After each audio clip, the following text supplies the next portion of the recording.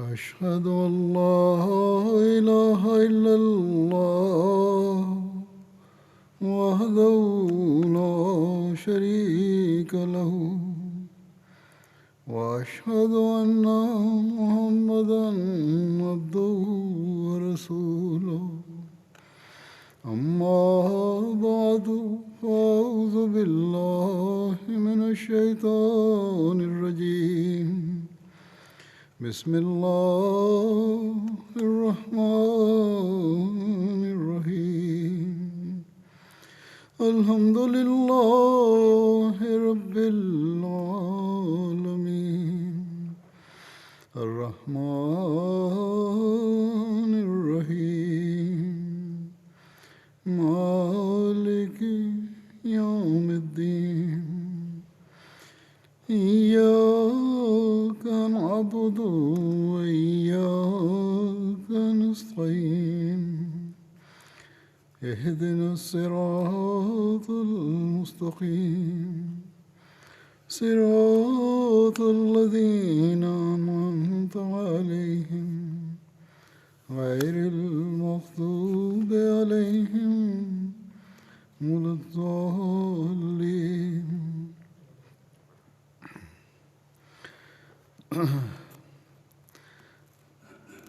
حضرت عثمان رضی اللہ عنہ کے خلاف جو فتنہ اٹھا تھا اس کا ذکر ہو رہا تھا. اس بارے میں حضرت مسلم موعود رضی اللہ عنہ نے جو بیان فرمایا ہے اس بارے میں مزید فرماتے ہیں اور زیادہ تر حوالے آپ نے طبری سے لے کے پھر ان کو تجزیہ کیا ہے یا اس کے مطابق آگے اپنا جو نقطہ نظر ہے اور جو تجزیہ ہے وہ پیش کیا.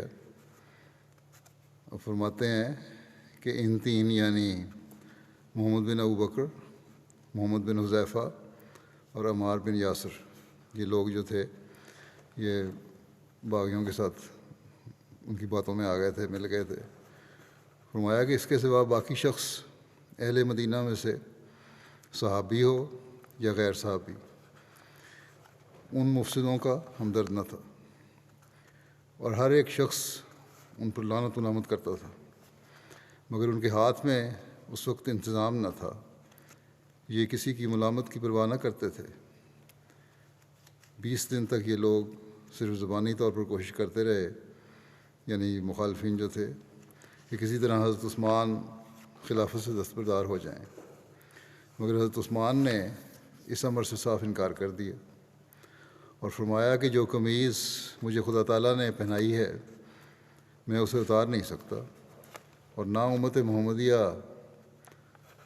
صلی اللہ علیہ وسلم کو بے پناہ چھوڑ سکتا ہوں کہ جس کا جو چیز چاہے دوسرے پر ظلم کرے. ان لوگوں کو بھی سمجھاتے رہے کہ اس فساد سے باز آ جائیں، یہ باغیوں کو، اور فرماتے رہے کہ آج یہ لوگ فساد کرتے ہیں اور میری زندگی سے بیزار ہیں. آپ نے فرمایا کہ یہ لوگ جو آج فساد کر رہے ہیں اور میری زندگی سے بیزار ہیں، مگر جب میں نہ رہوں گا تو خواہش کریں گے کہ کاش عثمان کی عمر کا ایک ایک دن ایک ایک سال سے بدل جاتا اور وہ ہم سے جلد رخصت نہ ہوتا، کیونکہ میرے بعد سخت خون ریزی ہوگی اور حقوق کا اتلاف ہوگا اور انتظام کچھ کا کچھ بدل جائے گا. چنانچہ بنو امیہ کے زمانے میں خلافت حکومت سے بدل گئی اور ان مفسدوں کو ایسی سزائیں ملیں کہ سب شرارتیں ان کو بھول گئیں. بہرحال 20 دن گزرنے کے بعد ان لوگوں کو خیال ہوا، یہ مخالفین جو تھے، باغی جو تھے، کہ جلد ہی کوئی فیصلہ کرنا چاہیے تو ایسا نہ ہو کہ صوبہ جات سے فوجیں آ جائیں اور ہمیں اپنے اعمال کی سزا بھگتنی پڑے. پتہ تھا کہ ہم غلط ہیں، اور اکثریت جو مسلمانوں کی ہے حضرت عثمان کے ساتھ ہے، اس لیے انہوں نے حضرت عثمان کا گھر سے نکلنا بند کر دیا اور کھانے پینے کی چیزوں کا اندر جانا بھی روک دیا، اور سمجھے کہ شاید اس طرح مجبور ہو کر حضرت عثمان ہمارے مطالبات کو قبول کر لیں گے. لیکن آپ نے فرمایا تھا کہ جو قمیض مجھے اللہ تعالیٰ نے بنائی ہے میں اس کو کتنا اتار سکتا ہوں. بہرحال مدینہ کا انتظام ہم لوگوں کے ہاتھ میں تھا، اور انہوں نے مل کر مصر کی فوجوں کے سردار غافقی کو اپنا سردار تسلیم کر لیا تھا. اس طرح مدینہ کا حاکم گویا اس وقت غافقی تھا، اور کوفے کی فوج کا سردار اشتر تھا، اور بصرہ کی فوج کا سردار حکیم بن جبلہ تھا، وہی ڈاکو جسے اہل ذمہ کے مال لوٹنے پر حضرت عثمان نے بصرے میں نظر بند کر دینے کا حکم دیا تھا. وہ سردار بن گیا تھا ڈاکو. دونوں غافقی کے ماتحت کام کرتے تھے. حکیم بن جبلہ بھی اور اشتر بھی غافقی کے ماتحت کام کرنے لگے، اور اس سے آپ فرماتے ہیں کہ اس سے ایک دفعہ پھر یہ بات ثابت ہو گئی کہ اس فتنے کی جڑ مصری تھے، جہاں عبداللہ بن سبا کام کر رہا تھا. مسجد نبوی میں غافقی نماز پڑھاتا تھا، اور رسول کریم صلی اللہ علیہ وسلم کے صحابہ اپنے گھروں میں مقید رہتے یا اس کے پیچھے نماز ادا کرنے پر مجبور تھے. جب تک ان لوگوں نے حضرت عثمان کے گھر کا محاصرہ کرنے کا فیصلہ نہیں کیا تھا تب تک تو لوگوں سے زیادہ تعرض نہیں کرتے تھے، مگر محاصرہ کرنے کے ساتھ ہی ان لوگوں نے دوسرے لوگوں پر بھی سختیاں شروع کر دیں باغیوں نے. اب مدینہ دارالامن کے بجائے دارالحرب ہو گیا تھا. اہل مدینہ کی عزت اور ننگ و ناموس خطرے میں تھی، اور کوئی شخص اسلحے کے بغیر گھر سے نہیں نکلتا تھا، اور جو شخص ان کا مقابلہ کرتا اسے قتل کر دیتے تھے یہ لوگ. جب ان لوگوں نے حضرت عثمان کا محاصرہ کر لیا اور پانی تک اندر جانے سے روک دیا تو حضرت عثمان نے اپنے ایک ہمسائے کے لڑکے کو حضرت علی اور حضرت طلحہ اور حضرت زبیر اور امہات المومنین کی طرف بھیجا کہ ان لوگوں نے ہمارا پانی بھی بند کر دیا. آپ لوگوں سے اگر کچھ ہو سکے تو کوشش کریں اور ہمیں پانی پہنچائیں. مردوں میں سب سے پہلے حضرت علی آئے، اور آپ نے ان لوگوں کو سمجھایا کہ تم لوگوں نے کیا رویہ اختیار کیا ہے. تمہارا عمل تو نہ مومنوں سے ملتا ہے نہ کافروں سے. حضرت عثمان کے گھر میں کھانے پینے کی چیزیں مت روکو. روم اور فارس کے لوگ بھی قید کرتے ہیں. حضرت علی نے ان کو فرمایا کہ روم اور فارس کے لوگ بھی قید کرتے ہیں تو کھانا کھلاتے ہیں اور پانی پلاتے ہیں، اور اسلامی طریق کے موافق تو تمہارا یہ فعل کسی طرح بھی جائز نہیں، کیونکہ حضرت عثمان نے تمہارا کیا بگاڑا ہے کہ تم ان کو قید کر دینے اور قتل کر دینے کو جائز سمجھنے لگے ہو. حضرت علی کی اس نصیحت کا ان پر کوئی اثر نہیں ہوا، اور انہوں نے صاف صاف کہہ دیا کہ خواہ کچھ ہو جائے ہم اس شخص تک دانہ پانی نہ پہنچنے دیں گے. یہ وہ جواب تھا جو انہوں نے اس شخص کو دیا جسے وہ رسول کریم صلی اللہ علیہ وسلم کا وصی اور آپ کا حقیقی جانشین قرار دیتے تھے. حضرت علی کے بارے میں کہتے تھے نا کہ یہ حقیقی جانشین ہے. ان کو یہ جواب مل رہا ہے. اور کیا اس جواب کے بعد کسی اور شہادت کی بھی اس امر کے ثابت کرنے کے لیے ضرورت باقی رہ جاتی ہے کہ یہ حضرت علی کا وصی قرار دینے والا گروہ حق کی حمایت اور اہل بیت کی محبت کی خاطر اپنے گھروں سے نہیں نکلا تھا، بلکہ اپنے نفسانی اغراض کو پورا کرنے کے لیے یہ لوگ آئے تھے. امہات المومنین میں سے سب سے پہلے حضرت ام حبیبہ آپ کی مدد کے لیے آئیں. ایک خچر پر آپ سوار تھیں. آپ اپنے ساتھ ایک مشکیزہ پانی کا بھی لائیں، لیکن اصل غرض آپ کی یہ تھی کہ بنو امیہ کے یتامہ اور بیواؤں کی وصیتیں حضرت عثمان کے پاس تھیں. اور آپ نے جب دیکھا کہ حضرت عثمان کا پانی باغیوں نے بند کر دیا ہے تو آپ کو خوف ہوا کہ وہ وصایا بھی کہیں تلف نہ ہو جائیں، اور آپ نے چاہا کہ کسی طرح وہ وصایا محفوظ کر لی جائیں، ورنہ پانی آپ کسی اور ذریعے سے بھی پہنچا سکتی تھی. جب آپ حضرت عثمان کے دروازے تک پہنچیں تو باغیوں نے آپ کو روکنا چاہا.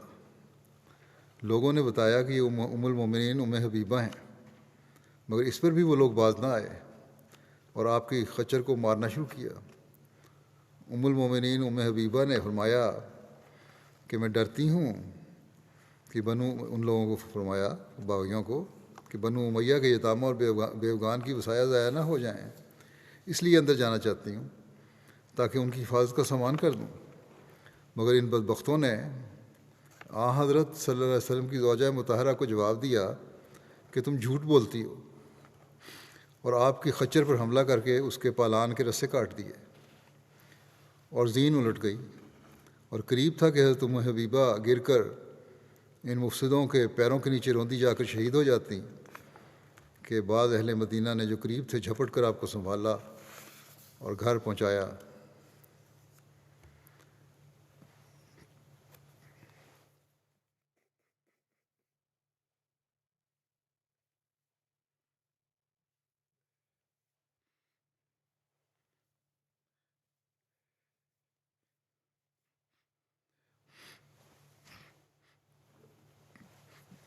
یہ وہ سلوک تھا جو ان لوگوں نے حضرت صلی اللہ علیہ وسلم کی زوجہ مطہرہ سے کیا۔ حضرت ام حبیبہ حضرت صلی اللہ علیہ وسلم سے ایسا اخلاص اور عشق رکھتی تھیں کہ جب 15-16 سال کی جدائی کے بعد آپ کا باپ جو اپنے والدین سے جو ان کی جدائی تھی، اس کے بعد جب آپ کا باپ جو عرب کا سردار تھا اور مکے میں ایک بادشاہ کی حیثیت رکھتا تھا، ایک خاص سیاسی مشن پر مدینہ آیا اور آپ کے ملنے کے لیے بھی گیا ام حبیبہ کو، تو آپ نے اس کے نیچے سے رسول کریم صلی اللہ علیہ وسلم کا بستر کھینچ لیا۔ جب وہ بیٹھنے لگا تو نیچے بستر بچھا ہوا تھا علیہ وسلم کا، جب باپ کا بیٹھنے لگا تو آپ نے بستر کھینچ لیا، اس لیے کہ خدا کے رسول کے پاک کپڑے سے ایک مشرک کے نجس جسم کو چھوتے ہوئے دیکھنا آپ کی طاقت برداشت سے باہر تھا، باپ کو بھی نہیں بیٹھنے دیا۔ تعجب ہے کہ حضرت ام حبیبہ نے تو محمد رسول اللہ صلی اللہ علیہ وسلم کی غیبت میں آپ کے کپڑے تک کی حرمت کا خیال رکھا، مگر ان مفسدوں نے محمد رسول اللہ صلی اللہ علیہ وسلم کی غیبت میں آپ کے حرم محترم کی حرمت کا بھی خیال نہ کیا۔ نادانوں نے کہا کہ رسول کریم صلی اللہ علیہ وسلم کی بیوی جھوٹی ہیں، حالانکہ جو کچھ انہوں نے فرمایا تھا وہ درست تھا۔ حضرت عثمان بنو امیہ کے یتامہ کے ولی تھے، اور ان لوگوں کی بڑھتی ہوئی عداوت کو دیکھ کر آپ کا خوف درست تھا، ام حبیبہ کا خوف درست تھا کہ یتاموں اور بیواؤں کے اموال ضائع نہ ہو جائیں۔ جھوٹے وہ تھے جنہوں نے محمد رسول اللہ صلی اللہ علیہ وسلم کی محبت کا دعویٰ کرتے ہوئے ان کے دین کی تباہی کا بیڑا اٹھایا تھا۔ نہ ام المومنین ام حبیبہ، وہ آپ جھوٹی نہیں تھیں۔ حضرت ام حبیبہ کے ساتھ جو کچھ سلوک کیا گیا تھا، جب اس کی خبر مدینہ میں پھیلی تو صحابہ اور اہل مدینہ حیران رہ گئے اور سمجھ لیا کہ اب ان لوگوں سے کسی قسم کی خیر کی امید رکھنی فضول ہے۔ حضرت عائشہ نے اسی وقت حج کا ارادہ کر لیا اور سفر کی تیاری شروع کر دی۔ جب لوگوں کو معلوم ہوا کہ آپ مدینہ سے جانے والی ہیں تو بعض نے آپ سے درخواست کی کہ اگر آپ یہیں ٹھہریں تو شاید فتنے کے روکنے میں کوئی مدد ملے اور باغیوں پر کچھ اثر ہو، مگر انہوں نے انکار کر دیا اور فرمایا کہ کیا تم چاہتے ہو کہ مجھ سے بھی وہی سلوک ہو جو ام حبیبہ سے ہوا ہے؟ خدا کی قسم، میں اپنی عزت کو خطرے میں نہیں ڈال سکتی، کیونکہ وہ رسول کریم صلی اللہ علیہ وسلم کی عزت تھی۔ اگر کسی قسم کا معاملہ مجھ سے کیا گیا تو میری حفاظت کا کیا سامان ہوگا؟ خدا ہی جانتا ہے کہ یہ لوگ اپنی شرارتوں میں کہاں تک ترقی کریں گے اور ان کا کیا انجام ہوگا۔ حضرت عائشہ صدیقہ نے چلتے چلتے ایک ایسی تدبیر کی، جو حج پہ جانے لگیں تو ایک ایسی تدبیر کی جو اگر کارگر ہو جاتی تو شاید فساد میں کچھ کمی ہو جاتی، اور وہ تدبیر یہ تھی کہ اپنے بھائی محمد بن ابی بکر کو کہلا بھیجا جو ان باغیوں کے ساتھ تھے، اپنی نا علمی کی وجہ سے یا چھوٹے ہونے کی وجہ سے، کمزور ایمان کی وجہ سے، کہ تم بھی میرے ساتھ حج کو چلو۔ مگر انہوں نے انکار کر دیا۔ اس پر حضرت عائشہ نے فرمایا کیا کروں، بے بس ہوں، اگر میری طاقت ہوتی تو ان لوگوں کو اپنے ارادوں میں کبھی کامیاب نہ ہونے دیتی۔ حضرت عائشہ تو حج کو تشریف لے گئیں، اور بعض صحابہ بھی جن سے ممکن ہو سکا اور مدینے سے نکل سکے مدینے سے تشریف لے گئے، اور باقی لوگ سوائے چند اکابر صحابہ کے اپنے گھروں میں بیٹھ رہے۔ اور آخر حضرت عثمان کو بھی یہ محسوس ہو گیا کہ یہ لوگ نرمی سے مان نہیں سکتے، اور آپ نے ایک خط تمام والیان صوبہ جات کے نام روانہ کیا، جس کا خلاصہ یہ تھا: حضرت ابوبکر اور حضرت عمر کے بعد بلا کسی خواہش درخواست کے مجھے ان لوگوں میں شامل کیا گیا تھا جنہیں خلافت کے متعلق مشورہ کرنے کا کام سپرد کیا گیا تھا۔ یہ حضرت عثمان نے جو خط لکھا اس میں یہ فرمایا۔ پھر فرمایا پھر بلا میری خواہش یا سوال کے مجھے خلافت کے لیے چنا گیا، اور میں برابر وہ کام کرتا رہا جو مجھ سے پہلے خلفاء کرتے رہے، اور میں نے اپنے پاس سے کوئی بدعت نہیں نکالی، لیکن چند لوگوں کے دلوں میں بدی کا بیج بویا گیا اور شرارت جاگزیں ہوئی، اور انہوں نے میرے خلاف منصوبے کرنے شروع کر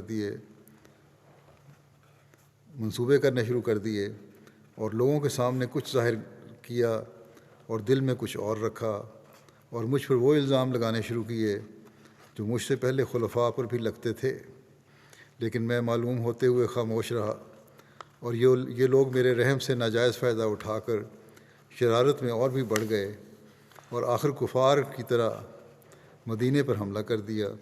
بس آج لوگ اگر کچھ کر سکیں تو مدد کا انتظام کریں۔ اسی طرح ایک خط جس کا خلاصہ مطلب یہ اس طرح ہے، جو حج پر آنے والوں کے نام لکھ کر کچھ دن کے بعد روانہ کیا، وہ یہ تھا، مکے میں جو روانہ کیا اپنے حاجیوں کے لیے، کہ میں آپ لوگوں کو خدا تعالیٰ کی طرف توجہ دلاتا ہوں اور اس کے انعامات یاد دلاتا ہوں۔ اس وقت کچھ لوگ فتنہ پردازی کر رہے ہیں اور اسلام میں تفرقہ ڈالنے کی کوشش میں مشغول ہیں، مگر ان لوگوں نے یہ بھی نہیں سوچا کہ خلیفہ خدا بناتا ہے، جیسا کہ وہ فرماتا ہے وعد اللہ الذین آمنوا منکم وعملوا الصالحات لیستخلفنہم فی الارض، یعنی اللہ تعالیٰ تم میں سے ایمان لانے والوں اور مناسب حال عمل کرنے والوں سے وعدہ کیا ہے اللہ تعالیٰ نے کہ وہ ان کو زمین میں خلیفہ بنا دے گا، اور اتفاق کی قدر نہیں کرتے، نمایا کہ اتفاق کی قدر نہیں کرتے، حالانکہ خدا تعالیٰ نے حکم دیا ہے کہ واعتصموا بحبل اللہ جمیعا، واعتصموا بحبل اللہ جمیعا، کہ تم سب اللہ کی رسی کو مضبوطی سے پکڑ لو۔ پھر آپ نے فرمایا اور مجھ پر الزام لگانے والوں کی باتوں کو قبول کیا اور قرآن کریم کے اس حکم کی پرواہ نہ کی کہ یا ایھا الذین آمنوا ان جاءکم فاسق بنبأ فتبینوا، اور یعنی اے مومنو اگر تمہارے پاس کوئی اہم خبر لائے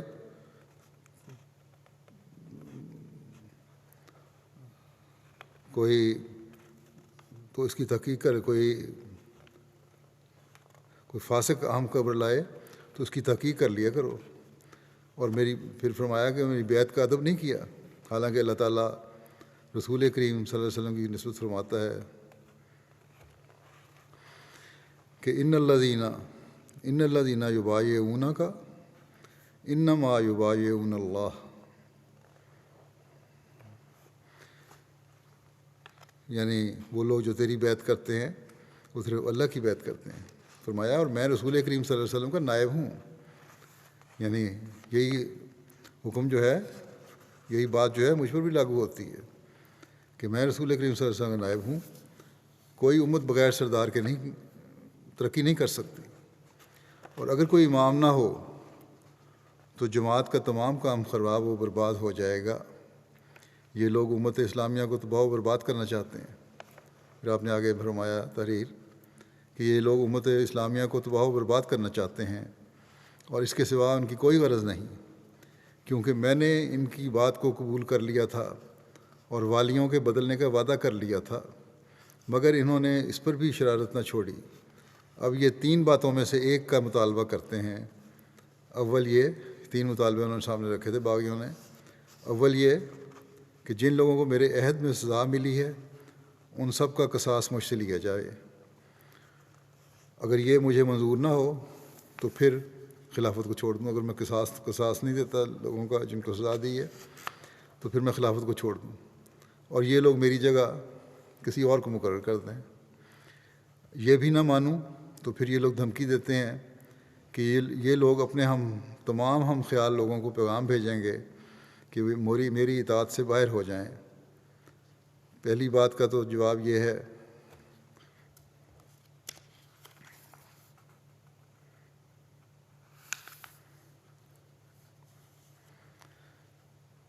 دھمکی، اگر یہ مانوں تو پھر یہ دھمکی دیتے ہیں کہ پیغام بھیجیں اطاعت سے باہر نکل جاؤ۔ پہلی بات کا تو یہ جواب ہے کہ مجھ سے پہلے خلفاء بھی کبھی فیصلوں میں غلطی کرتے تھے مگر ان کو کبھی سزا نہ دی گئی۔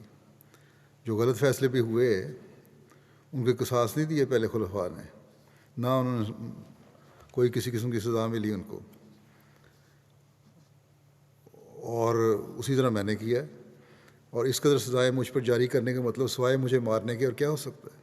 یہ باتیں تم جو کر رہے ہو کہ قصاص دو یا سزا لو، تو یہ اس کا مطلب صرف یہ ہے کہ تم مجھے مارنا چاہتے ہو۔ پھر فرمایا خلافت سے معزول ہونے کا جواب میری طرف سے یہ ہے کہ اگر یہ لوگ موچنوں سے میری بوٹیاں کر دیں نوچ کے تو یہ مجھے منظور ہے، مگر خلافت سے میں جدا نہیں ہو سکتا۔ اللہ تعالیٰ نے قمیص بنائی ہے، کبھی نہیں ہو سکتا چھوڑ دوں۔ باقی رہی تیسری بات کہ پھر یہ لوگ اپنے آدمی چاروں طرف بھیجیں گے کہ کوئی میری بات نہ مانے، سو میں خدا کی طرف سے ذمہ دار نہیں ہوں۔ اگر یہ لوگ ایک امر خلاف شریعت کرنا چاہتے ہیں تو کریں۔ پہلے بھی جب انہوں نے میری بیعت کی تھی تو ان پر میں نے جبر نہیں کیا تھا، مجبور نہیں ان کو کیا تھا کہ ضرور میری بیعت کرو۔ جو شخص عہد توڑنا چاہتا ہے میں اس کے اس فعل پر راضی نہیں، نہ خدا راضی ہے، خدا تعالیٰ راضی ہے۔ اب عہد کو توڑنا چاہتے ہو تو توڑو، میں نہیں، نہ پہلے جبر کیا تھا نہ اب جبر کروں گا۔ ہاں میں راضی بہرحال نہیں، تم نے غلط، یہ ہے بہرحال غلط کام، اور اللہ تعالیٰ بھی اس پر راضی نہیں ہے۔ ہاں وہ اپنی طرف سے جو چاہے کرے۔ چونکہ حج کے دن قریب آ رہے تھے اور چاروں طرف سے لوگ مکہ مکرمہ میں جمع ہو رہے تھے، حضرت عثمان نے اس خیال سے کہ کہیں وہاں بھی کوئی فساد نہ کھڑا کریں یہ باغی، اور اس خیال سے بھی کہ حج کے لیے جمع ہونے والے مسلمانوں میں اہل مدینہ کی مدد کی تحریک کریں، حضرت عبداللہ بن عباس کو حج کا امیر بنا کر اپنے روانہ فرمایا۔ حضرت عبداللہ بن عباس نے بھی عرض کی کہ ان لوگوں سے جہاد کرنا مجھے زیادہ پسند ہے۔ آپ مجھے حج کے لیے بھیج رہے ہیں امیر بنا کے، لیکن میرا خواہش یہ ہے کہ میں ان لوگوں سے جہاد کروں۔ مگر حضرت عثمان نے ان کو مجبور کیا کہ وہ حج کے لیے جامیں اور حج کے ایام میں امیر حج کا کام کریں تاکہ مفسد وہاں اپنی شرارت نہ پھیلا سکیں، اور وہاں جمع ہونے والے لوگوں میں بھی مدینہ کے لوگوں کی مدد کی تحریک کی جاوے۔ اور مذکورہ والا خط آپ ہی کے ہاتھ روانہ کیا۔ جب ان خطوں کا ان مفسدوں کو علم ہوا تو انہوں نے اور بھی سختی کرنا شروع کر دی اور اس بات کا موقع تلاش کرنے لگے کہ کسی طرح لڑائی کا کوئی بہانہ مل جائے تو حضرت عثمان کو شہید کر دیں، مگر ان کی تمام کوششیں فضول جاتی تھیں اور حضرت عثمان ان کو کوئی موقع شرارت کا ملنے نہ دیتے تھے۔ آخر تنگ آ کر یہ تدبیر سوجھی کہ جب رات پڑتی اور لوگ سو جاتے تو حضرت عثمان کے گھر میں پتھر پھینکتے یہ لوگ، اور اس طرح اہل خانہ کو اشتعال دلاتے تاکہ جوش میں آ کر وہ بھی پتھر پھینکیں تو لوگوں کو کہہ سکیں کہ دیکھو انہوں نے ہم پہ حملہ کیا ہے۔ اس لیے ہم بھی جواب دینے پر مجبور ہیں۔ مگر حضرت عثمان نے اپنے تمام اہل خانہ کو جواب دینے سے روک دیا، کچھ نہیں دینا۔ ایک دن موقع پا کر دیوار کے پاس حضرت عثمان تشریف لائے اور فرمایا کہ اے لوگو، میں تو تمہارے نزدیک تمہارا گناہ گار ہوں، تم سمجھتے ہو نا مجھے گناہ گار، تو گناہ گار ہوں، مگر دوسرے لوگوں نے کیا قصور کیا ہے؟ تم سمجھتے ہو کہ میں گناہ گار ہوں تو پھر مجھ سے جو زیادتی کرنی کرو، دوسرے لوگوں نے کیا قصور کیا ہے کہ تم پتھر پھینکتے ہو، دوسروں کو بھی چوٹ لگنے کا خطرہ ہوتا ہے اس سے۔ انہوں نے صاف انکار کر دیا کہ ہم نے پتھر نہیں پھینکے۔ حضرت عثمان نے فرمایا کہ اگر تم نے نہیں پھینکتے تو اور کون پھینکتا ہے؟ تو انہوں نے کہا کہ خدا تعالیٰ پھینکتا ہوگا، نعوذ باللہ من ذالک۔ حضرت عثمان نے فرمایا کہ تم لوگ جھوٹ بولتے ہو، اگر خدا تعالیٰ ہم پر پتھر پھینکتا تو اس کا کوئی پتھر خطا نہ جاتا، کوئی نشانے پر نہ یہ نہ ہوتا اس کا نشانہ اچک جاتا، لیکن تمہارے پھینکے ہوئے پتھر تو ادھر ادھر جا پڑتے ہیں۔ یہ فرما کر آپ ان کے سامنے سے ہٹ گئے۔ گو صحابہ کو اب حضرت عثمان کے پاس جمع ہونے کا موقع نہ دیا جاتا تھا، مگر پھر بھی وہ اپنے فرض سے غافل نہ تھے۔ مصلحت وقت کے ماتحت انہوں نے 2 حصوں میں اپنا کام تقسیم کیا ہوا تھا۔ جو سن رسیدہ تھے، بوڑھے تھے، اور جن کا اخلاقی اثر عوام پر زیادہ تھا، وہ تو اپنے اوقات کو لوگوں کو سمجھانے پر صرف کرتے، اور جو لوگ ایسا کوئی اثر نہ رکھتے تھے یا نوجوان تھے، وہ حضرت عثمان کی حفاظت کی کوشش میں لگے رہتے۔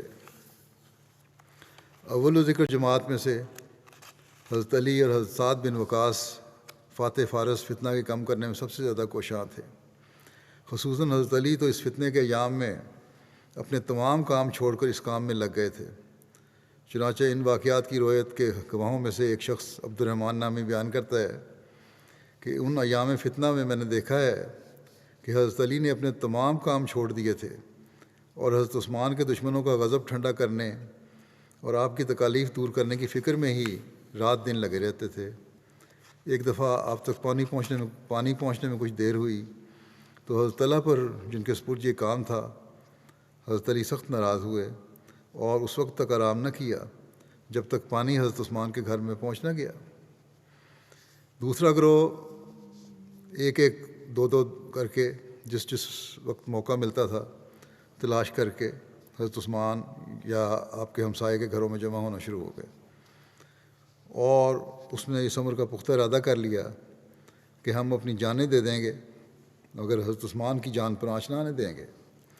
اس گروہ میں حضرت علی، حضرت طلحہ اور حضرت زبیر کی اولاد کے سوائے خود صحابہ میں سے بھی ایک جماعت شامل تھی۔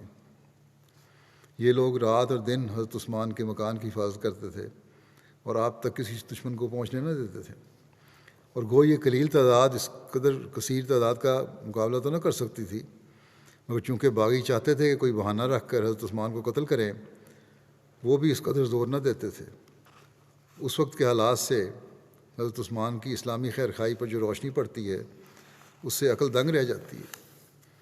3000 کے قریب لشکر آپ کے دروازے کے سامنے پڑا ہے باغیوں کا، اور کوئی تدبیر اس سے بچنے کی نہیں، مگر جو لوگ آپ کو بچانے کی کوشش کرنا چاہتے ہیں ان کو بھی آپ روکتے ہیں کہ جاؤ اپنی جانوں کو خطرے میں نہ ڈالو، ان لوگوں کو صرف مجھ سے عداوت ہے، تم سے کوئی تعارض نہیں۔ آپ کی آنکھ اس وقت کو دیکھ رہی تھی جبکہ اسلام ان مفسدوں کے ہاتھوں سے ایک بہت بڑے خطرے میں ہوگا، اور صرف ظاہری اتحاد ہی نہیں بلکہ روحانی انتظام بھی پراگندہ ہونے کے قریب ہو جائے گا۔ اور آپ جانتے تھے کہ اس وقت اسلام کی حفاظت اور اس کے قیام کے لیے ایک ایک صحابی کی ضرورت ہوگی۔ بس آپ نہیں چاہتے تھے کہ آپ کی جان بچانے کی بے فائدہ کوشش میں صحابہ کی جانیں جائیں، اور سب کو یہی نصیحت کرتے تھے کہ ان لوگوں سے تعارض نہ کرو، اور چاہتے تھے کہ جہاں تک ہو سکے آئندہ فتنوں کو دور کرنے کے لیے وہ جماعت محفوظ رہے جس نے رسول کریم رسول اللہ صلی اللہ علیہ وسلم کی صحبت پائی ہے۔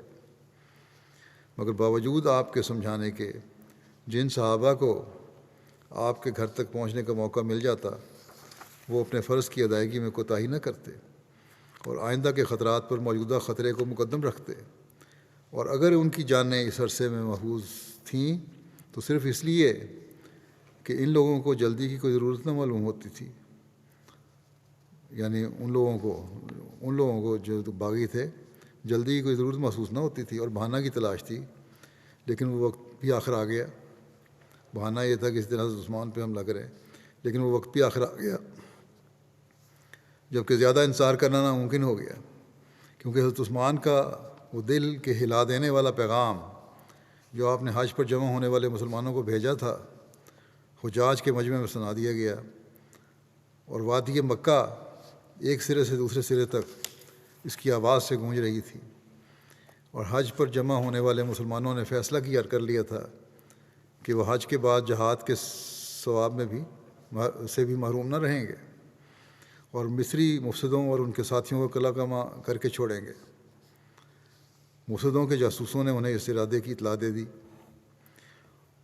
اور اب ان کے کیمپ میں سخت گھبراہٹ کے آثار تھے مفسدوں کے، حتیٰ کہ ان میں چہمگوئیاں ہونے لگی تھیں کہ اب اس شخص کے قتل کے سوا کوئی چارہ نہیں، اور اگر اسے ہم نے قتل نہ کیا تو مسلمانوں کے ہاتھوں سے ہمارے قتل میں اب کوئی شبہ نہیں۔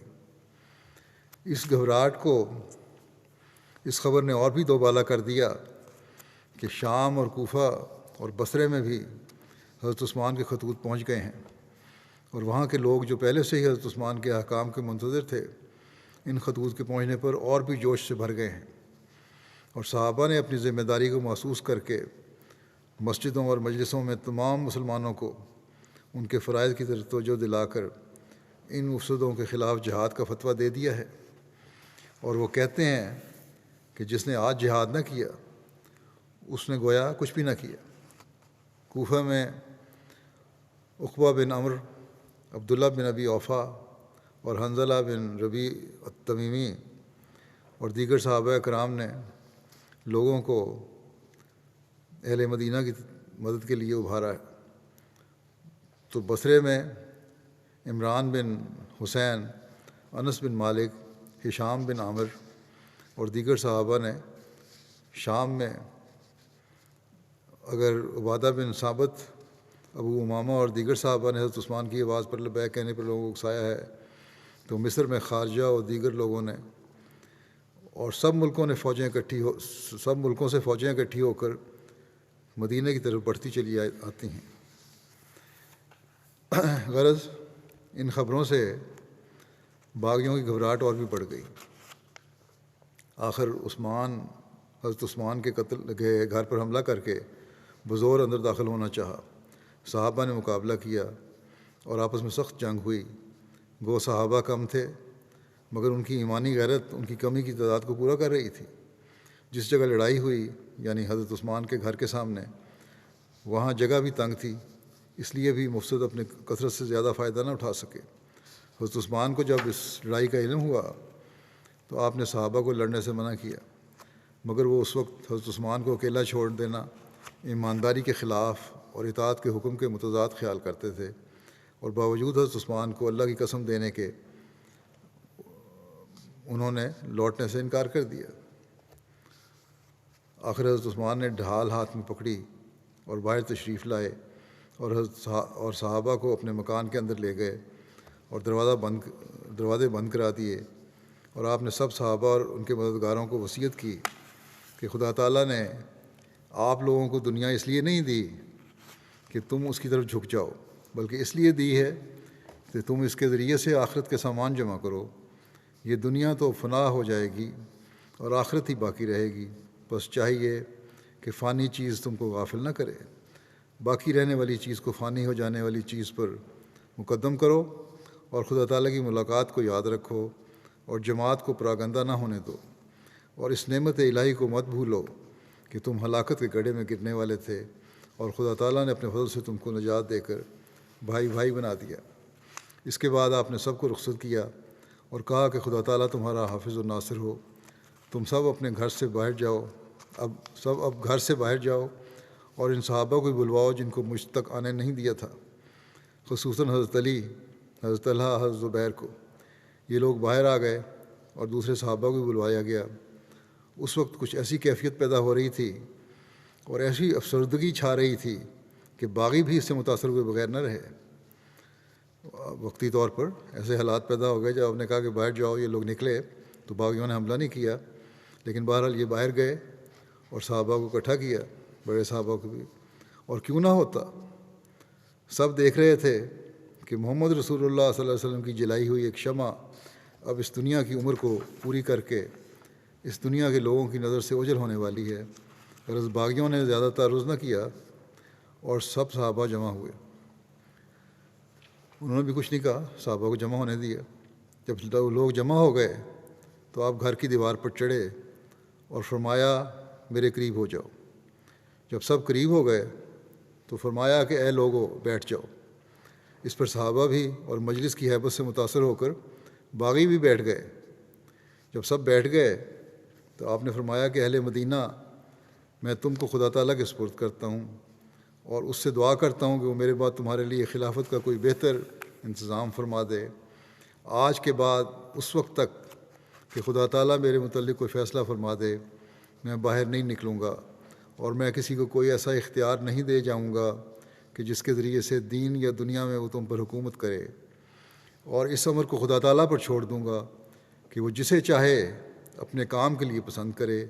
اس کے بعد صحابہ اور دیگر اہل مدینہ کو قسم دی کہ وہ آپ کی حفاظت کر کے اپنی جانوں کو خطرہ عظیم میں نہ ڈالیں اور اپنے گھروں کو چلے جائیں۔ آپ کے اس حکم نے صحابہ میں ایک بہت بڑا اختلاف پیدا کر دیا، ایسا اختلاف کہ جس کی نظیر پہلے نہیں ملتی۔ صحابہ ماننے کے سوا اور کچھ جانتے ہی نہ تھے، مگر آج اس حکم کے ماننے میں ان میں سے بعض کو اطاعت نہیں غداری کی بو نظر آتی تھی کہ ہم نے مانا تو یہ اطاعت نہیں ہے، یہ غداری ہے۔ بعض صحابہ نے اطاعت کے پہلو کو مقدم سمجھ کر بادر نخواستہ آئندہ کے لیے دشمنوں کا مقابلہ کرنے کا ارادہ چھوڑ دیا، اور غالباً انہوں نے سمجھا کہ ہمارا کام صرف اطاعت ہے، یہ ہمارا کام نہیں ہے کہ ہم دیکھیں کہ اس حکم پر عمل کرنے کے کیا نتائج ہوں گے۔ مگر بعض صحابہ نے اس حکم کو ماننے سے انکار کر دیا، کیونکہ انہوں نے دیکھا کہ بے شک خلیفہ کی اطاعت فرض ہے، مگر جب خلیفہ یہ حکم دے کہ تم مجھے چھوڑ کر چلے جاؤ تو اس کے یہ معنی ہے کہ خلافت سے وابستگی چھوڑ دو۔ بس یہ اطاعت در حقیقت بغاوت پیدا کرتی ہے، اور وہ یہ بھی دیکھتے تھے کہ حضرت عثمان کا ان کو گھروں کو واپس کرنا ان کی جانوں کی حفاظت کے لیے تھا، یعنی صحابہ کی جانوں کی حفاظت کے لیے تھا۔ تو پھر کیا وہ ایسے محبت کرنے والے وجود کو خطرے میں چھوڑ کر اپنے گھروں میں جا سکتے تھے کہ حضرت عثمان تو ان کی محبت کی خاطر ان کی جانوں کو ضائع ہونے سے بچا رہے ہیں اور وہ حضرت عثمان کو چھوڑ دیں؟ یہ ممکن نہیں تھا۔ اس مؤخر ذکر گروہ میں سب اکابر صحابہ شامل تھے، چنانچہ باوجود اس حکم کے حضرت علی، حضرت طلحہ، حضرت زبیر کے لڑکوں نے اپنے اپنے والد کے حکم کے ماتحت حضرت عثمان کی ڈیوڑی پر ہی ڈیرا جمائے رکھا اور اپنی تلواروں کو میانوں میں نہ داخل کیا۔ باغیوں کی گھبراہٹ اور جوش کی کوئی حد باقی نہ رہی، جبکہ حج سے فارغ ہو کر آنے والے لوگوں میں سے اکے دکے مدینہ میں داخل ہونے لگے، اور ان کو معلوم ہو گیا کہ اب ہماری قسمت کے فیصلے کا وقت بہت نزدیک ہے۔ چنانچہ مغیرہ بن الاخنس سب سے پہلے شخص تھے جو حج کے بعد ثواب جہاد کے لیے مدینہ میں داخل ہوئے، اور ان کے ساتھ ہی یہ خبر باغیوں کو ملی کہ اہل بصرہ کا لشکر جو مسلمانوں کی امداد کے لیے آ رہا ہے، سرار مقام پر جو مدینہ سے صرف ایک دن کے راستے پر ہے، آ پہنچا ہے۔ ان خبروں سے متاثر ہو کر انہوں نے فیصلہ کیا کہ جس طرح ہو اپنا مدعا کو جلد پورا کیا جائے، اور چونکہ وہ صحابہ اور ان کے ساتھی جنہوں نے باوجود حضرت عثمان کے منع کرنے کے حضرت عثمان کی حفاظت نہ چھوڑی تھی اور صاف کہہ دیا تھا کہ اگر ہم آپ کو باوجود ہاتھوں میں طاقت مقابلہ ہونے کے چھوڑ دیں تو خدا تعالیٰ کو کیا منہ دکھائیں گے، بوجہ اپنی قلت تعداد اب مکان کے اندر کی طرف سے حفاظت کرتے تھے اور دروازہ تک پہنچنا باغیوں کے لیے مشکل نہ تھا۔ انہوں نے دروازے کے سامنے لکڑیوں کے انبار جمع کر کے آگ لگا دی تاکہ دروازہ جل جائے اور اندر پہنچنے کا راستہ مل جائے۔ صحابہ نے اس بات کو دیکھا تو اندر بیٹھنا مناسب نہ سمجھا، تلواریں پکڑ کر باہر نکلنا چاہا، مگر حضرت عثمان نے اس بات سے روکا اور فرمایا کہ گھر کو آگ لگانے کے بعد اور کون سی بات رہ گئی ہے، اب جو ہونا تھا وہ ہو چکا، تم لوگ اپنی جانوں کو خطرے میں نہ ڈالو اور اپنے گھروں کو چلے جاؤ۔ ان لوگوں کو صرف میری ذات سے دعوت ہے، مگر جلد یہ لوگ اپنے کیے پر پشیمان ہوں گے۔ میں ہر ایک شخص کو جس پر میری اطاعت فرض ہے اس کے فرض سے سبکدوش کرتا ہوں اور اپنا حق معاف کرتا ہوں، مگر صحابہ نے اور دیگر لوگوں نے اس بات کو تسلیم نہ کیا اور تلواریں پکڑ کر باہر نکلے۔ ان کے باہر نکلتے وقت حضرت ابو ہریرہ بھی آ گئے اور باوجود اس کے کہ وہ فوجی آدمی نہ تھے وہ بھی ان کے ساتھ مل گئے اور فرمایا کہ آج کے دن کی لڑائی سے بہتر اور کون سی لڑائی ہو سکتی ہے. اور پھر باغیوں کی طرف دیکھ کر فرمایا یا قوم مالی ادعوکم الی النجات وتدعوننی الی النار. یا قوم مالی ادعوکم الی النجات وتدعوننی الی النار. یعنی اے میری قوم، کیا بات ہے کہ میں تم کو نجات کی طرف بلاتا ہوں اور تم لوگ مجھے کو آگ کی طرف بلاتے ہو. یہ لڑائی ایک خاص لڑائی تھی اور مٹھی بھر صحابہ جو اس وقت جمع ہو سکے انہوں نے اس لشکر عظیم کا مقابلہ جان توڑ کر کیا. حضرت امام حسن جو نہایت سلجو بلکہ صلح کے شہزادے تھے انہوں نے بھی اس دن رجز پڑھ پڑھ کر دشمن پر حملہ کیا. ان کا اور محمد بن طلحہ کا اس دن کا رجز خاص طور پر قابل ذکر ہے کیونکہ ان سے ان کے دلی خیالات کا خوب اندازہ ہو جاتا ہے. حضرت امام حسن یہ شعر پڑھ کر باغیوں پر حملہ کرتے تھے کہ لا دینہم دینی ولا انا منہم حتیٰ اسیرا الی تمار شمام. یعنی ان لوگوں کا دین میرا دین نہیں اور نہ ان لوگوں سے میرا کوئی تعلق ہے اور میں ان سے اس وقت تک لڑوں گا کہ شمام پہاڑ کی چوٹی تک پہنچ جاؤں. شمام عرب کا ایک پہاڑ ہے جس کو بلندی پر پہنچنے اور مقصد کے اصول سے مشابہت دیتے ہیں. بہرحال حضرت امام حسن کا یہ مطلب ہے کہ جب تک میں اپنے مدعا کو نہ پہنچ جاؤں اس وقت تک میں برابر ان سے لڑتا رہوں گا اور ان سے صلح نہ کروں گا کیونکہ ہم میں سے کوئی معمولی اختلاف نہیں کہ بغیر ان پر فتح پانے کے ہم ان سے تعلق قائم کر لیں. یہ تو وہ خیالات ہیں جو اس شہزادہ صلح کے دل میں موجزن تھے. اب ہم طلحہ کے لڑکے محمد کا رجز لیتے ہیں. وہ کہتے ہیں ان ابن من حاما علیہ بأحد ورد احزابا علی رغم معدن. یعنی میں اس کا بیٹا ہوں جس نے رسول کریم صلی اللہ علیہ وسلم کی حفاظت عہد کے دن کی تھی اور جس نے باوجود اس کے کہ عربوں نے سارا زور لگایا تھا ان کو شکست دیتی تھی. یعنی آج بھی عہد کی طرح کا ایک واقعہ ہے اور جس طرح میرے والد نے اپنے ہاتھ کو تیروں سے چھلنی کروا دیا تھا مگر رسول کریم صلی اللہ علیہ وسلم کو آنچ نہ آنے دی تھی، میں بھی ایسا ہی کروں گا. حضرت عبداللہ بن زبیر بھی اس لڑائی میں شریک ہوئے اور بری طرح زخمی ہوئے. مروان بھی سخت زخمی ہوا اور موت تک پہنچ کر لوٹا. مغیرہ بن الاخنس مارے گئے. جس شخص نے ان کو مارا تھا اس نے دیکھ کر کہ آپ زخمی ہی نہیں ہوئے بلکہ مارے گئے ہیں زور سے کہا انا للہ و انا الیہ راجعون. سردار لشکر نے اسے ڈانٹا کہ اس خوشی کے موقع پر افسوس کا اظہار کرتے ہو. اس نے کہا کہ آج رات میں نے رویا میں دیکھا تھا کہ ایک شخص کہتا ہے کہ مغیرہ کے قاتل کو دوزخ کی خبر دو. بس یہ معلوم کر کے کہ میں ہی اس کا قاتل ہوں مجھے اس کا صدمہ ہونا لازمی تھا. مذکورہ والا لوگوں کے سوا اور لوگ بھی زخمی ہوئے اور مارے گئے اور حضرت عثمان کی حفاظت کرنے والی جماعت اور بھی کم ہو گئی. لیکن اگر باغیوں نے باوجود آسمانی انظار کے اپنی ضد نہ چھوڑی اور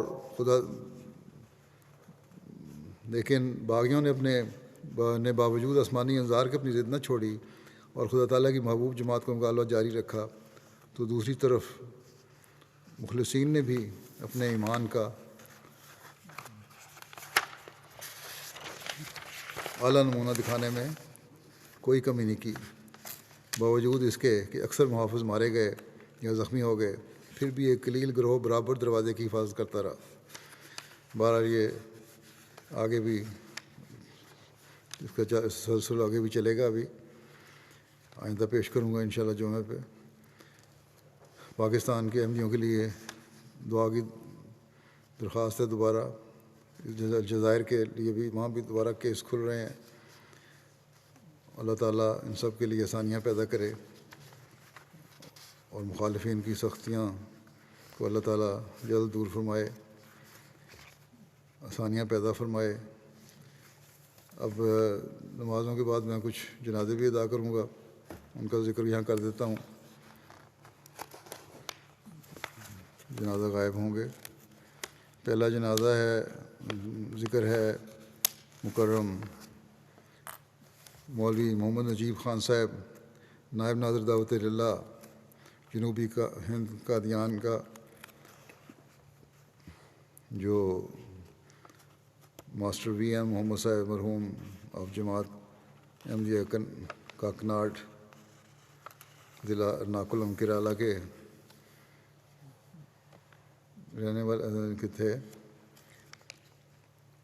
14 فروری کو ان کی وفات ہوئی. انا للہ و انا الیہ راجعون. ہارٹ اٹیک کی وجہ سے. اللہ کے فضل سے موسی تھے. ان کے پسماندگان میں بیوہ کے علاوہ 3 بیٹے شامل ہیں، اور تینوں بیٹے وقف نو کی بابرکت تحریک میں شامل ہیں. ایک بیٹا جامعہ احمدیہ میں پڑھ رہا ہے.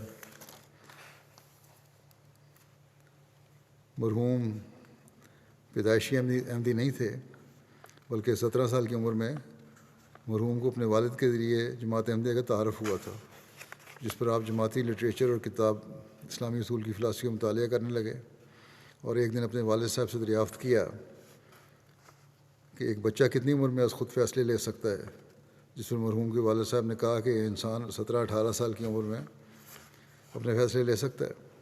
اس پر مرحوم نے مولانا محمد الوی صاحب کے ذریعے بیعت کر کے جماعت میں شمولیت اختیار کی. بیعت کے حوالے سے مولانا الوی صاحب کہتے ہیں، اپنی ایک خواب بیان کرتے ہیں کہ انہوں نے خواب میں دیکھا تھا کہ ان کی طرف کئی ستارے آ رہے ہیں، جن میں سے ایک چھوٹا ستارہ بڑی تیزی سے ان کی آ رہا ہے. تو علی صاحب اس چھوٹے ستارے سے مراد مولوی محمد نجیب خان صاحب مرحوم کو لیا کرتے تھے. بہرحال آپ اپنے گھر میں سب سے پہلے بیعت کرنے والے تھے. ان کے والد جانتے تھے کہ وہ جماعت کو، لیکن احمدی نہیں ہوئے تھے. بعد میں مرحوم کی کوششوں سے ہی والدہ، بھائیوں اور والد نے بیعت کی. بیعت کے بعد مرحوم نے خواب کی بنا پر جامعہ احمدیہ میں داخلہ لیا اور بطور وقف زندگی سلسلہ خدمت کا فیصلہ کر لیا.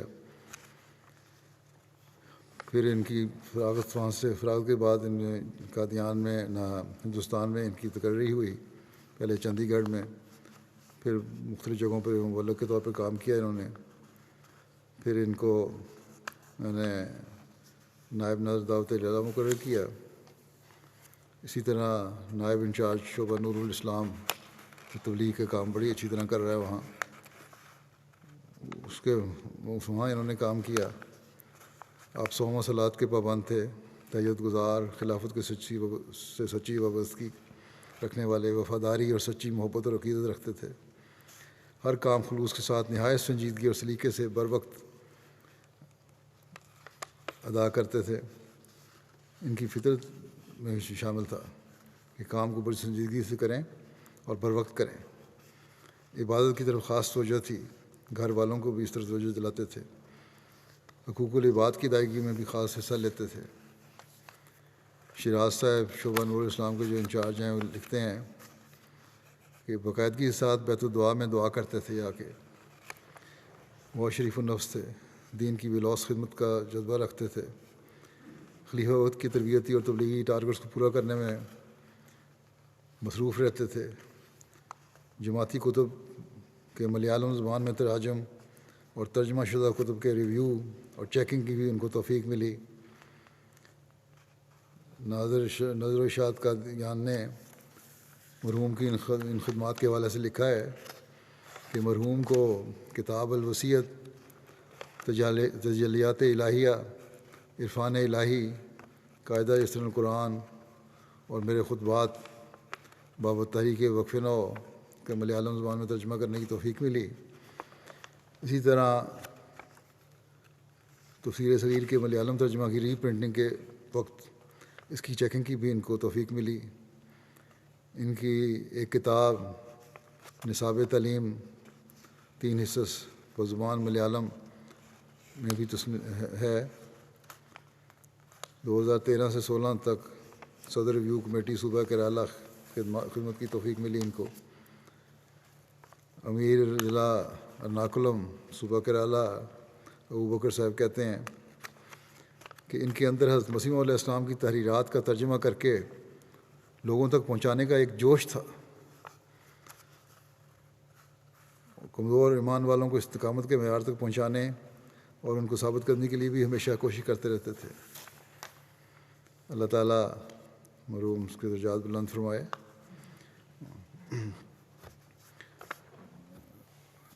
دوسرا جنازہ ہے، ذکر ہے نذیر احمد خادم صاحب کا، جو چودھری احمد دین صاحب چٹھا کے بیٹے تھے، اور منیر بسمل صاحب ایڈیشن ناظر ارشاد کے بھائی تھے بڑے۔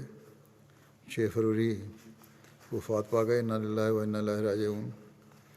ان کے دادا کے ذریعے سے ان کے خاندان میں چودھری شاہ دین صاحب کے ذریعے سے احمدیت آئی تھی۔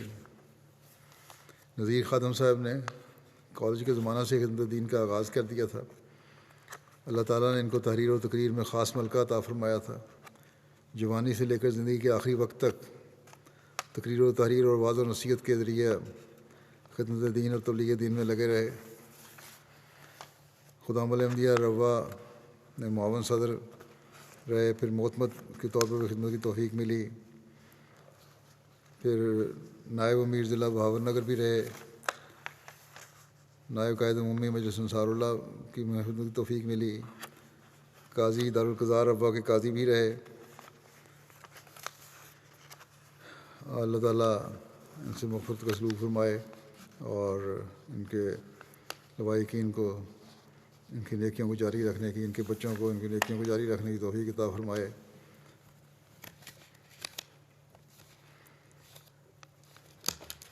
اگلا ذکر ہے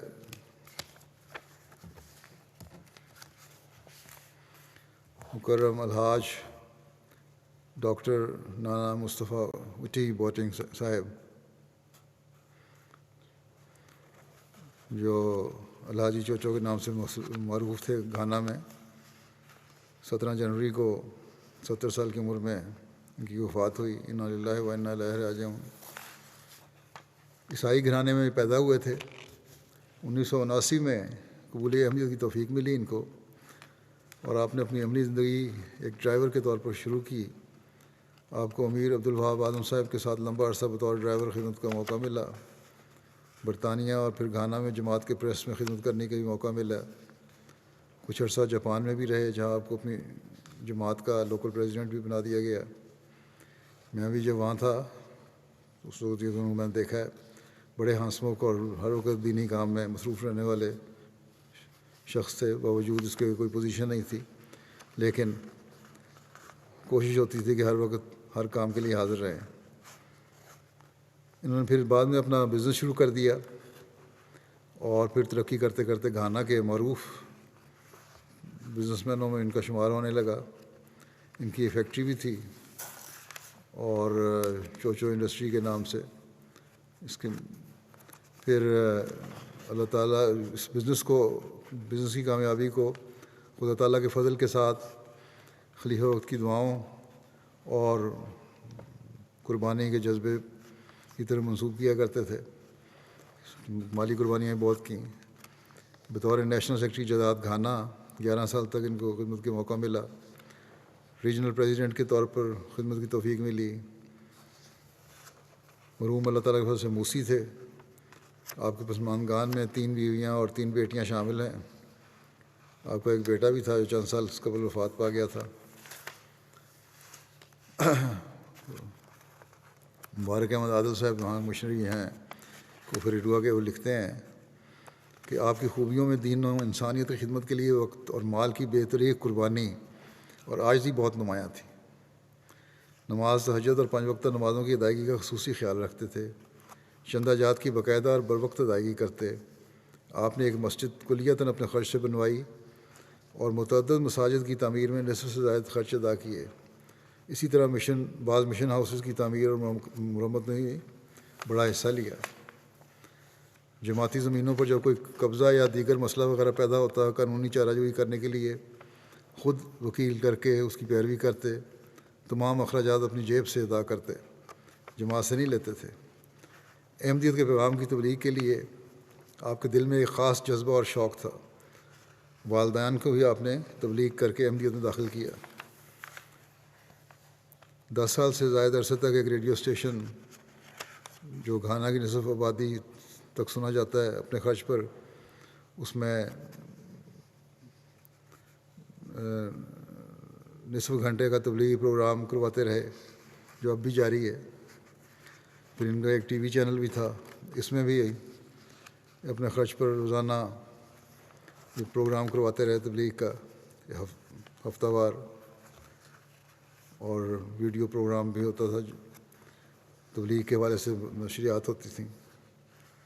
ان پروگراموں کے ذریعے سے لاکھوں افراد تک جماعت کا پیغام پہنچا اور سینکڑوں کو قبول حمد کی توفیق بھی ملی۔ ایک گاڑی محض تبلیغی کاموں کے لیے وقف کر رکھی تھی۔ تبلیغی تربیتی ذمہ داریوں کی ادائیگی میں سہولت اور تیزی پیدا کرنے کی غرض سے آپ نے بعض معلمین اور مربیان کو موٹر سائیکلیں اور بعض کو کاریں بھی لے کر دی تھیں۔ پوشیدہ طور پر ان کی مالی مدد کیا کرتے تھے اور افراد جماعت کو نصیحتاً کہا کرتے تھے کہ احمدیت کو اپنی ذاتی اور قیمتی پراپرٹی کی طرح محبوب اور عزیز جان کر اخلاص کے ساتھ اس کی خدمت اور حفاظت کرنی چاہیے۔ تبلیغ کے لیے ہر قسم کی قربانی کیا کریں، اس سے اللہ تعالیٰ بھی آپ پر اپنے بے شمار فضل اور احسان کرے گا، اور خود اس کا نمونہ تھے۔ یہ دوسروں کو جو نصائح کرتے اپنے عملی نمونہ بھی اس کے مطابق رکھنے کی کوشش کرتے۔ کفریڈوا ریجنل ہسپتال، جو ریجن کا سب سے بڑا ہسپتال ہے، اس کی سڑکیں بعض ٹوٹ پھوٹ گئی تھیں، اندر مریضوں کے لیے بہت دقتیں پیش آتی تھیں۔ اپنے خرچ پر نئے سرے سے انہوں نے سڑک تعمیر کروائی، اور افتتاح کے لیے ریجنل منسٹر اور سیاسی شخصیات، ڈاکٹرز، میڈیا وغیرہ سب آیا ہوا تھا وہاں، سب تقریباً غیر احمدی تھے یا عیسائی تھے۔ آپ نے اس موقع پر اپنا اظہار خیال کرتے ہوئے کہا کہ میں ایک احمدی مسلمان ہوں اور مسیح کی آمد ثانی مرزا غلام احمد قادیانی پر ایمان رکھتا ہوں۔ مسیح موعود اور آپ کے خلفاء نے مجھے حقوق اللہ کی ادائیگی کے لیے انسانیت کی خدمت کرنا بھی سکھایا ہے، جس کی وجہ سے بطور احمدی مسلمان میں انسانوں سے ہمدردی اور ان کی تکلیف دور کرنے کی کوشش کرنا اپنا فرض سمجھتا ہوں، اور یہی وجہ ہے کہ میں نے یہ سڑک بنوائی ہے ہسپتال میں۔ 48 سال کی عمر میں آپ نے قرآن کریم دوبارہ مولم جمال الدین صاحب کے ذریعے سے پڑھا، اور اصل قرآن بھی دوبارہ سیکھا تھا کہ تلفظ صحیح ہو۔ پھر باقاعدہ ترجمے کے ساتھ تلاوت کی عادت رکھی اور بہت غور کیا کرتے تھے۔ بہت سے بچوں کو آپ نے اڈاپٹ کیا تھا، ان کی رہائش کے لیے اپنے گھر میں کمرے مہیا کیے ہوئے تھے، ان کی دینی اور دنیاوی تعلیم کا بھی انتظام کیا ہوا تھا۔ غرض کے بے شمار نیکیاں کرنے والے شخص تھے۔ اللہ تعالیٰ ان سے مغفرت و رحم کا سلوک فرمائے، درجات بلند کرے، اور ان کے لوائقین کو بھی ان کی نیکیوں کو جاری کرنے کی توفیق عطا فرمائے۔ اگلا جو ذکر ہے وہ مکرم غلام نبی صاحب ابن فضل الدین صاحب روا کا ہے۔ یہ ضیاء الرحمن صاحب طیب مربی سلسلہ گابون کے والد تھے، جو 2 فروری کو وفات پا گئے۔ انا للہ و انا الیہ راجعون۔ پیدائشی احمدی تھے، بینک کی ملازمت کیا کرتے تھے، وہاں سے ریٹائر ہوئے تو پھر ڈسکا میں آ کے آباد ہوئے، وہاں کے سیکرٹری مال رہے، نائب صدر بھی رہے، جنرل سیکرٹری بھی رہے، زعیم انصار اللہ بھی رہے، امام الصلاۃ کے طور پر خدمات انجام دیں، تہجد کے پابند، نمازیں کوشش کر کے مسجد میں ادا کرتے تھے، باقاعدہ بآواز بلند قرآن کریم کی تلاوت کرنے والے انتہائی شفیق، ہمدرد، نرم دل اور صابر و شاکر انسان تھے۔ ضیاء الرحمن صاحب طیب مربی سلسلہ جو ہیں گابون کے، جیسے کہ میں نے کہا ان کے والد تھے، اور حالات کی وجہ سے اپنے والد کے جنازے اور تدفین میں شامل نہیں ہو سکے مربی صاحب۔ اللہ تعالیٰ ان کو بھی صبر و حوصلہ عطا فرمائے اور مرحوم کے درجات بلند فرمائے۔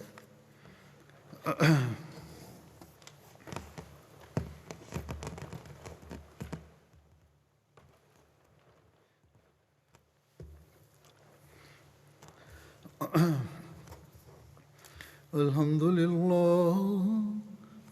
لله نحمده ونستعينه ونستغفره ونؤمن به ونتوكل عليه ونعوذ بالله من شرور أنفسنا ومن سيئات أعمالنا من يهده الله فلا مضل له ومن يضلل فلا هادي له ونشهد أن لا إله إلا الله ونشهد أن محمدا عبده ورسوله عباد الله رحمكم الله إن الله يأمر بالعدل والإحسان وإيتاء ذي القربى وينهى عن الفحشاء والمنكر والبغي يعظكم لعلكم تذكرون اذكروا الله يذكركم وادعوه يستجب لكم ولذكر الله أكبر.